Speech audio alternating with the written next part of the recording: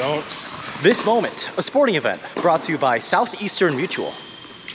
God, I'm hitting you in The Nike Vapor Pros were heavily recommended to me by my personal Discord mod, Tag, who also happens to be a Yonex brand ambassador. If you guys haven't already, join my Discord so you can save money. We throw discount codes for online retailers around for everybody to use, just like Dan Evans throws snow around during ATP parties.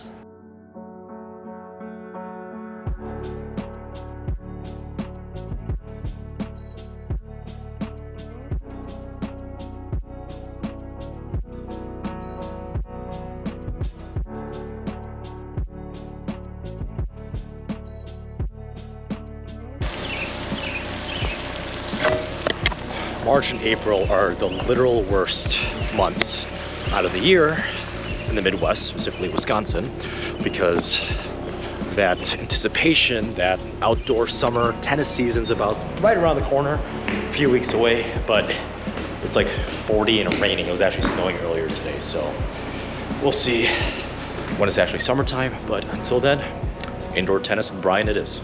The Nike Vapor Pros are the sole successor to the Nike Vapor 10s, a shoe that I personally thought was super overrated and average at best.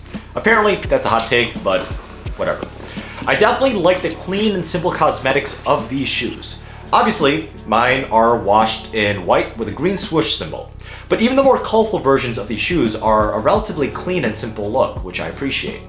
The next thing you'll notice is the tongue of the shoe is part of the inner lining, or as what most people would say, the shoe is tongueless, which is a trend that is becoming more and more popular among major tennis shoe manufacturers nowadays.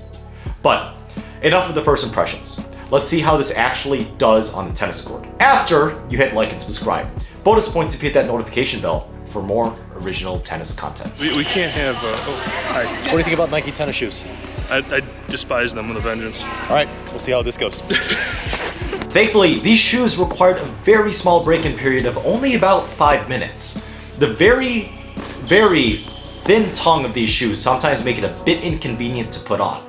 You sometimes have to double check that the tongue of the shoe didn't slip inside any deeper, just like Giga Chad slipping in your girlfriend during a spring break trip in Miami. Speaking of Miami and your girl cheating on you, I want to talk about today's sponsor, the Tennis Underground podcast.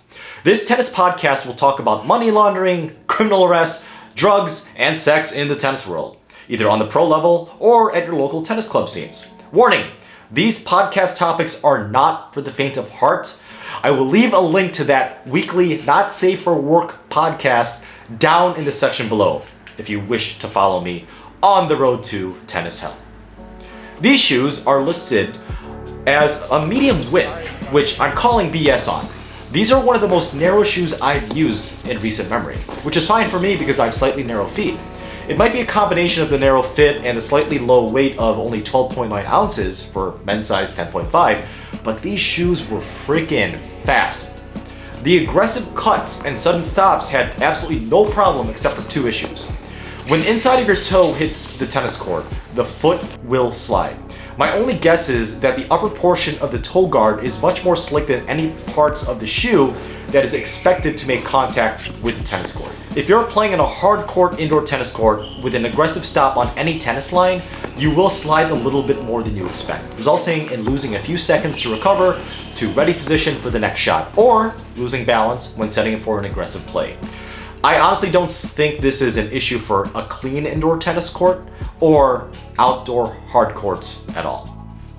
The comfort of the shoe was pretty damn good as well, especially if you don't have wide feet. I do have 2 complaints towards the comfort of the shoe. The back ankle support on the outside of my right foot, for some reason not on the left side at all, dug into my skin for the first 2 hours of this playtest.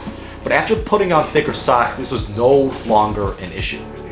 The right pinky toe also is way too snug against the inner guard lining, causing some discomfort, but not actual pain. The ride of the shoe is slightly higher than any Nike shoe I've ever worn since the Nike Vapor 7s, which in my opinion is quite possibly the best performance tennis shoe of all time. For a non-durability shoe, this performance Nike shoe holds very, very well. Even after about 15 hours of hitting on indoor hard court with these shoes, the toes and heels show absolutely no sign of wear on the treads. So, in reality, you guys are here to know who these shoes are actually for.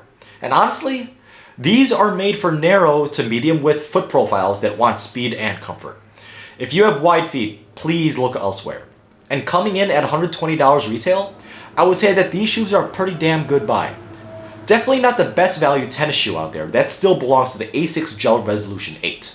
But it is a welcome line of tennis shoes for Nike. Especially since releasing the worst tennis shoe of all time, and I did review it recently, the Nike Vapor React NXT. I did a review on that. I will leave a link to that in this corner if you guys haven't seen it already. But I want to know what you guys think. Have you tried the Nike Vapor Pros? If you did, what do you think about it? Leave a comment down in the section below, or better yet, join my Discord. This shoe was reviewed with the Superfeet black insoles and size 9.5 men's. I had very flat feet and slightly narrow width. And as always, guys, Don't. This moment, a sporting event brought to you by Southeastern Mutual. God, I'm gonna hit you in the nuts. I said Southeastern Mutual. Come back.